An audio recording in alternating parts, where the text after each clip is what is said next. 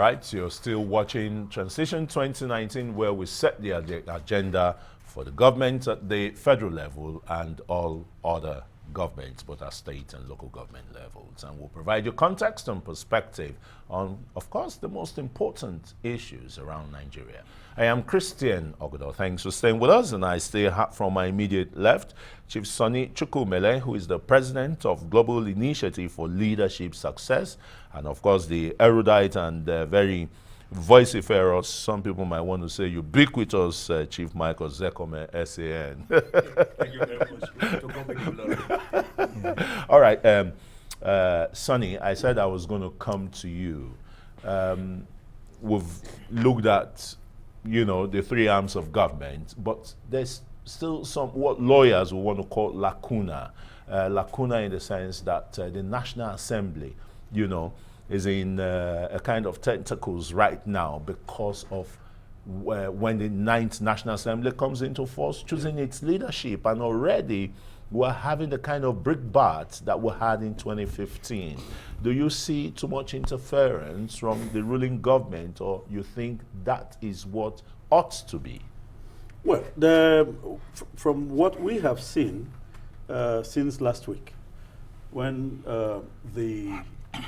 the newly elected legislators had, is it breakfast or dinner or lunch or whatever, with the president at the villa. That you're talking of the ruling party now. The ruling party, yes. Yeah, he didn't have dinner or breakfast with all... no, but just with the newcomers, and gave them a straight order. Just like one headmaster. Say, this is the person you are going to follow. Yeah, but he's the leader of the party. That's what we say in Nigeria. You see, in Nigeria, the context is the president is usually the leader of his own party. And in under democratic climate, we don't see that. In this case, it is not even the president. It is the chairman of the party. And that is not a good precedent, where the chairman of a party, because you have coasted to victory, with what you think is overwhelming... not overwhelming majority here, simple majority. Simple majority. That's what they have in both chambers. Yes, you now begin to, you know, make boasts that you don't, as if you do not need any other party. That is where I am engrossed with the system, because it would appear that the system wants to go the way of 2015. Just like the erudite chief here has said, as a sociologist, we make predictions. Of course, we just see it coming. That how can you say or look down, or breathe down on the main opposition party that have been in power since that was in power for 16 years, and they are still predominant in the scheme, for them not to have a say or whatever. And let me tell anybody who cares to listen, the National Assembly is truly very independent, because when you go there, you see the two people in the same party. As they finish from plenary, the APC person and PDP person, they come, oh boy, what do you get? They open their fridge. When it comes to defending their independence, I trust them. Because, of course, a lot of these people who are just here for the first time, who have come to National Assembly, also governors, captains of industry, leaders in their various rights. And you now come and talk to them as if you are holding a horsewhip, that if they don't do it. And 4 years is coming. In our climb, we are not in America or even in Britain, to see what Brexit is costing to the ruling party. They're now talking with the opposition party on how to get out of the logjam. Exactly. In Nigeria, in 4 years' time, in fact, by 2022, we're going to have a new set of realignment. So who says if you threaten any legislator today that the party headquarters at Banter is not the National Assembly? That is an arm of government. And we're talking about separation of powers. The party is supposed to be engaging in what we call high-level covert lobbying, and not coming out in the open to destroy the chances of the man you have mentioned his name. Because it is all matter of interest. Horse trading is interest, isn't it? Horse trading is politics. It's interesting, even in the business world. Mr. Ozekhome, do you see the APC as an interloper in this matter? I would want to try and match you, you know, with your legalese, you know, and trying to erode the independence of the legislature. Is it capable of doing that? Like Nostradamus, the man who saw tomorrow. Yeah. Like the oracle at Ife that gazed into the future and pronounced Oba Ogunwusi as the Ooni of Ife. On the 5th of July, 2015, you only need to Google, take keywords, Ozekhome, 8th National Assembly, Senate, House of Representatives. You will see my prediction then that the APC was very lucky. So you're becoming the oracle from Agenebode now, from Esako. I said the APC was very lucky that it was not even a PDP person then that was elected the president of the Senate. Don't forget that Saraki was APC. Dogara was APC. In the US, when President Obama was president of America, Honorable Boehner was Speaker of the House of Representatives, and he was a member of the Republican Party, while Obama was of the Democrats. Yeah. The situation today is even more perilous for the APC than in 2015. I don't know why they are not getting the arithmetic or the mathematics, the literature, and the science of it. That by my calculation yesterday, when the PDP swept the entire 3 Senate seats in Rivers, it means that the PDP is now having about 43 senators. Yeah. YYP has 1, and the APC has 62. Meaning that the APC is a mere 19 more than the PDP. There are 3 major contenders for this position. Where the votes can be. Ahmed Lawan, yeah. Goje, and Ndume. Ndume. Yeah. None of them is a pushover. No. Under Section 50 of the Constitution,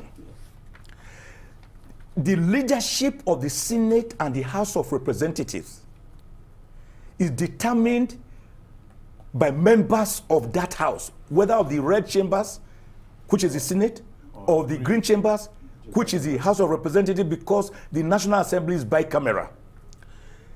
No party, whether ruling or in the opposition, can beat its chest under brickmanship using brigadier to say this is your president. Because when you choose a president, for example, for the Senate, you have already castrated it ahead, even before they are sworn in. You are telling them, hello, we brought you here, you are going to do our bidding. You want me to predict again? Simple prediction, read my lips. Any of these other top contenders, all they need is to pluck out some aggrieved APC senators. And there are many. Oh, there are truly many. And then lobby the PDP for their block vote of 43. And bam, you have a Senate president coming from the APC, but not the choice of the party. Or read this day. Read this day of Tuesday. Yeah. The lawyer pages. Yeah. Everything I'm saying. Yeah. Even before yesterday's election, I actually said it. It's there, black and white. And I'm now saying it. That is a possible scenario. If they push without doing what my brother here called horse trading and lobbying. You don't use bare knuckles in a democratic setup. Democracy, as precepted by Abraham Lincoln in 1863, in his powerful Gettysburg speech that has remained immortal and immutable, is government of the people, by the people, and for the people. You don't choose a leadership for a Senate that is people by fiat, that is people by accomplished people. Yeah. Some of those people there, like House of Lords. in fact, the senators are accomplished. Some of them were generals, some were already governors, some were already ministers, some are top engineers, some were ambassadors, and you are telling them that I'm appointing your president for you and that this is the man.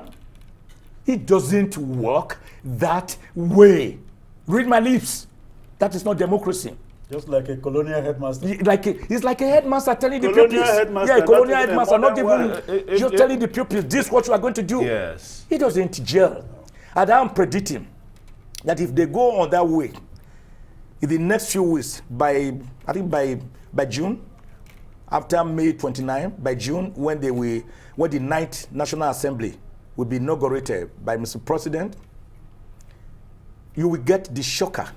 But that shocker will be to some people, but not to me. Not to me. Because I've always been an objective, non-partisan analyst on matters of law, on matters of constitutionalism, on political issues as they affect Nigerians. I am a true pan-Nigerian. Now, what are the consequences, for the kind of scenario Mike has painted for the governance of this country, where you have the judiciary is being set on, some fire already, and the National Assembly again is waiting to be ignited? Wouldn't it be cumbersome for governance generally, particularly at this time, that the country's debt service is put at over 24 trillion naira? It's taken close to between 20 to 25% of the nation's budget. You understand? What is then left for development? I mean, we talk of infrastructure as being the bane of our poor development and the rest, and it's got to be regenerated and rejuvenated. So what happens to governance? Our problem when it comes to that area we're delving into now is simple: thinking out of the box. Nigeria is a very rich country, rich in resource, material. I think we all know material and human. Yeah. But the application, Obama used one was using common sense to solve difficult problems. There is nothing in the 24 trillion. It's not out of the world, because we have resources that equals the 24 trillion in dollars if we convert the resources of this country. For instance, look at Ajaokuta Steel. In 2015, the original manufacturers said, give us $1 billion. We'll fix that place. Yeah. In 1983, Shagari, I was already a young boy in business. Shagari commissioned Ajaokuta Steel, almost completed. Between 1983 and now, the hub of the technological takeoff of Nigeria has been trapped down.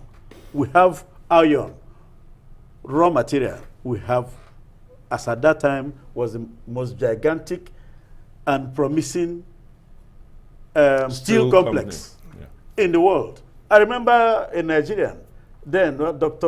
Ozekhome also, he was brought from Canada to take over the running of that place. What has happened? What has that? Why we is had so? quite a number of them. Yes. Later, Dr. Brume, one of the finest brains then, was And brought why to run would we- DSC Delta Steel I Company say, Alaja. like I But tell today- everybody who care to listen. Oshogbo For Lagos, instance, yeah. yes, Katsina, Jos the one and the in rest. Delta, Jos, yeah. the one in DSC, that's Delta Steel Company, yes, Alaja. Alaja, and even Katsina. Yeah, you mentioned Katsina. Now look at that complex. Every day I drive past that place, I shed tears. I look back at where we have put Nigeria in a cemetery. The president has refused to sign a bill for the funding, 1 billion funds for the Ajaokuta Steel Complex. Why? It's Because like I remember, sorry, government is not interested I in, remember that the National development of the steel Assembly industry. under Dogara had a public hearing on Ajaokuta last year. Yeah. It is so pitiable. That was how they came about the $1 billion dollars. And you will agree with me that the handlers of Mr. President are the people who are causing the problem. Because at Mr. President's age, it is also his children who think out of the box, who are urban and urban, who should be telling him, Daddy, this is what we should do. This is good for us. This is good for the family. I come back to that. Mike is looking. Mike is looking with a wink. Oh yes, you know, very wry one. Here, the managers. The managers also failed here. He's making some very important I'm very recently sorry. Yeah. Very recently sorry. I hear Shell paid some money, which I call a windfall. Take $1 billion and put this place back. Kogi State is supposed to be one of the richest states in this country. Like California. Oh yes. Oh yes. Go ahead, sir. Now, the problem in Nigeria, I've located it again and again. There are three problems in Nigeria. The first problem is leadership. The second problem is leadership. And the third problem is leadership. So the people, we don't have problem then? Yeah, when the head is rotten, for example, the body will be rotten. If the head is sick, it affects the entire body. It affects. Yeah. That is why an Obama will come and fix a dilapidated America that was virtually in recession after President Bush Jr. He didn't cry over the past. He came with Obamacare and started looking forward. Ogodo, on your car, you have a side mirror by the car. The side mirror is small so that you can see the back history.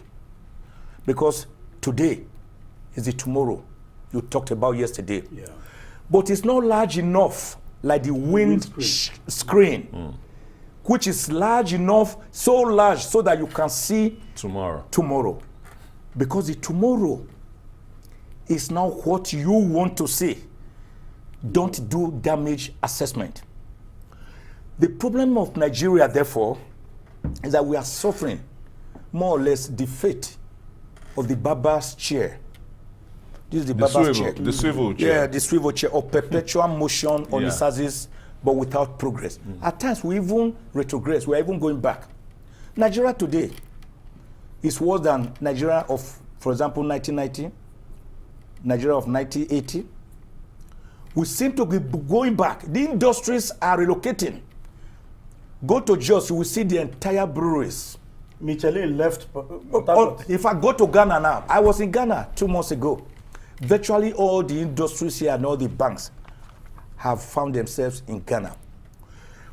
No country can grow by using 75 to 80% of its income under section 162 of the Constitution to pay salaries and massage egos of people without investing in the real economic sector of the country, like iron and steel, for example, that we talked about, that drives the economy.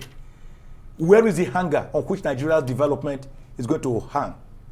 So when I see Nigerians, saying, God, things go better. Things go better when you plan for it. Oh, yes. Because it is the way you plan for the future that you get it. Those who fail to plan have planned to fail. Beyond planning, action. Action. And Thomas Jefferson, another ex-American president. Mike, you're not quoting any Nigerian leader. Why are you not quoting any Nigerian presidents and leaders? No, we have. I'm sure the likes of Ahmadu Bello, late Awolowo, they did. Zig, they did. Yeah, many of them did very well. Awo was a sage. Zig of Africa was fantastic. Ahmadu Bello, the Sedona of Sokoto, Aminu Kano. The industries were thriving. During their own time, with little resources there. I just wanted to quote Thomas Jefferson, an ex-American president. Okay. He said, you know that rule of law thrives when the government fears the people. But there's tyranny when the people fear their government. The latter is a position today. When you see Nigerians walking on the streets somnambulistically, what Ayi Kweyama in his book, The Beautiful Ones Are Not Yet Born, we call the walking dead or the sleeping dead. Then all is not well. How do you whisper? How do you speak in whispers? Is everybody corrupt? Is it a crime to be entrepreneurial, to make it? So is there a silence of the graveyard amongst Nigerians? This is what MK Abiola we call, you know, when he was alive, they asked him, Nigerian newspaper, he said, yes, my friend, Tony Aneni, thank you very much. You were saying, why did I run away? A bird does not tell another bird that a stone is coming. He simply flies away. They are saying I should embrace peace, but what type of peace are we talking about? There's what you call peace of the cemetery, of the graveyard. But we don't want peace of the graveyard. We want peace that is imbued with justice, with egalitarianism, with equality, with the fear of God. That was how MK Abiola put it. You who thought I don't quote Nigerian authors? Great man. A man who paid the price of redemptive messianism. May soul rest in General Fidelity, that great son of Nigeria, of Africa. So, okay, gentlemen, we've got very few minutes. Give us, you know, in a sentence or two, a picture of how to really regenerate the Nigerian nation, particularly from May 2029, when the administration, the regeneration of the again. Nigerian nation. One is independence of the legislature.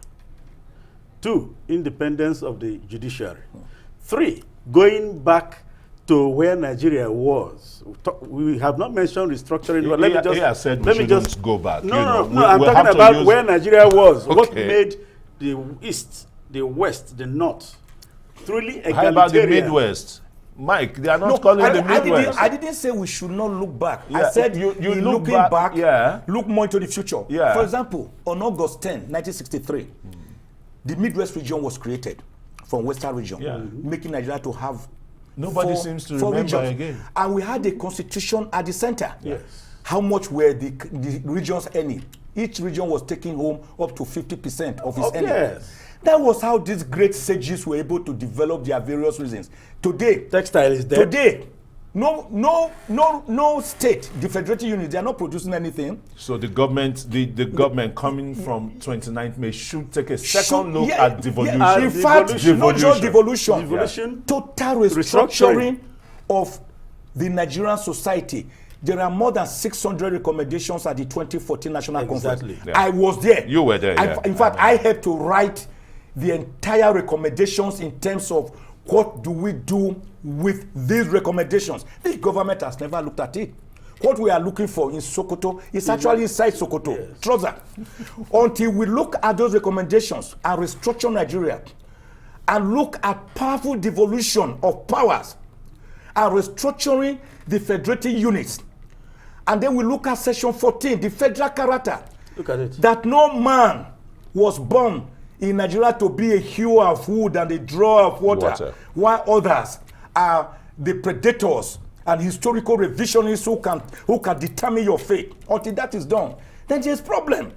We will continue to be curing a serious ailment like leprosy with ordinary ointment meant for eczema, and it won't heal. Gentlemen, well, it won't heal. It looks obvious that from your submissions, you know, it is with great hope that you look forward to a better Nigeria tomorrow. I'm optimistic. And I'm an incurable optimist. Yes. I still believe that Nigeria, with over 200 million people, which by 2050 will be the third biggest country in the world, I believe that Nigeria has everything it takes to become one of the greatest countries in the world. I can thank... and I agree with the dissenting voices at the National Assembly who want the right thing to be done. Okay, fantastic. Gentlemen, I can thank both of you enough, you know, for making... being pioneers, you know, on Transition 2019. Very good program. Thank you. Particularly because we call it agenda setting. It is indeed. Agenda setting. It is indeed. From my immediate left is Chief Sonnie Chukumele, who is the founder and president of Global Initiative for Leadership Success. And my far left Chief Mike Ozekhome, SAN, is an activist, a human rights campaigner, and the ever garrulous lawyer to always rely on. A great newsmaker. Thanks very much for being part of the program. Yeah. Well, that's it for this edition of Transition 2019. Join us again for a fresh edition from me and the entire team here in Abuja. I am Christian Ogodo saying bye-bye.